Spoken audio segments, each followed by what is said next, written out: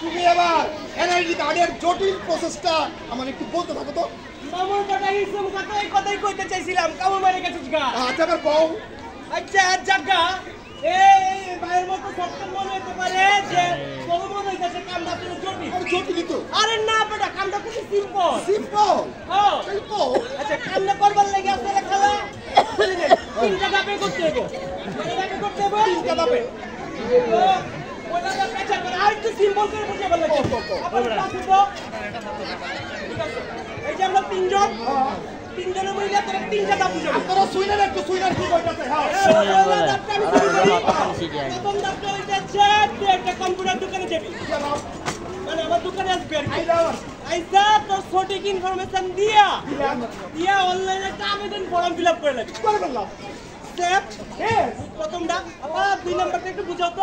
তুমি বল। এরপর তুমি ইউনিয়ন অফিসে যাইবা অথবা ওয়ার্ড কমিশনার অফিসে। আরব কমিশন তো নাই। বাসার ঠিকানা প্রত্যয়নপত্র এবং নাগরিক সনদপত্র নিতে হবে। নিয়ে নিলাম।